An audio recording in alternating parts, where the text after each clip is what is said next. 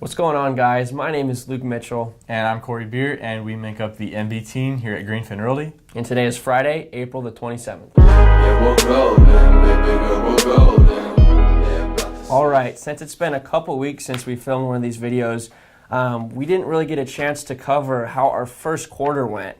We actually had a really good first quarter and ultimately sold over $1.2 million of residential real estate, which we are so pumped up about. We're on track to meet our $4 million goal for the year, and we're also doing pretty good in the second quarter. We have a couple things in the works, and yeah, we're just really pumped about that.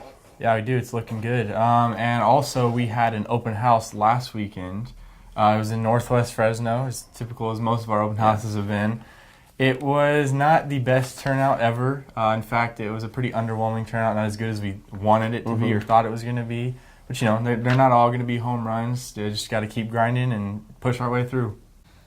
All right, moving on to our first segment of the week, we want to talk about 3 things that every young realtor should know. And really, they could be 3 things every realtor should know, but we want to emphasize the young realtors.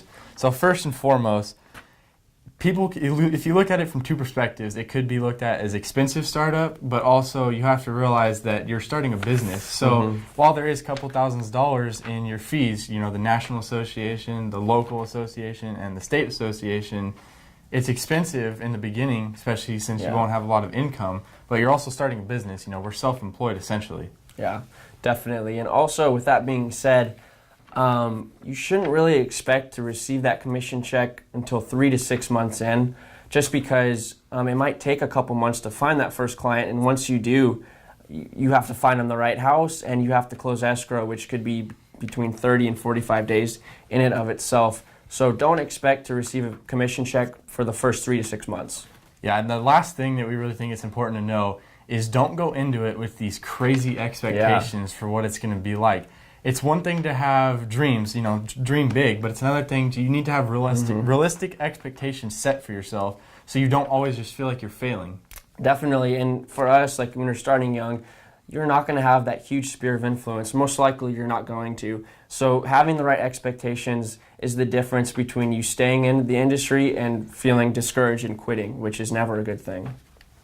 All right, so moving on, Luke, as you know, Fresno has made major news headlines again, and unfortunately, they are not very positive again. That's right, Corey. If you live in Fresno or really anywhere in the United States, odds are you've heard about the Fresno State professor.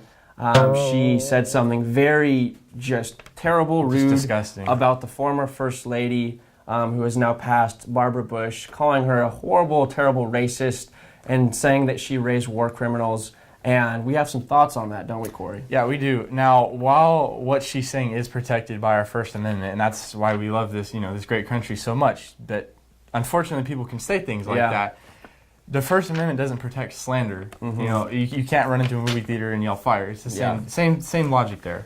Definitely, definitely. And it's something that just reflects poorly on Fresno. I mean, I feel like we're always talking about something bad about Fresno.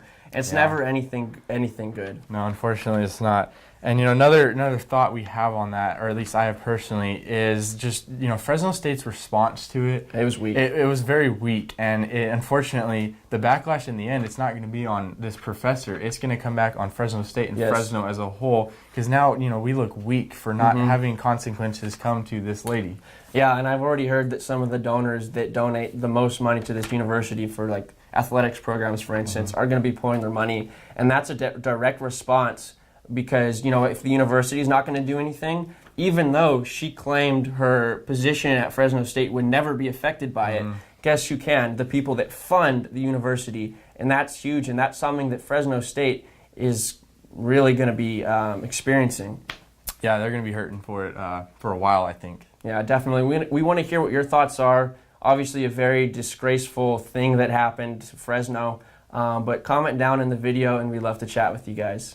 And that brings us to our conclusion. As always, we want to thank you for watching, and we greatly appreciate your support. Yeah, we really appreciate your support. You know, like, comment, let us know what you guys think. Other than that, we will see you next week. Have a great week.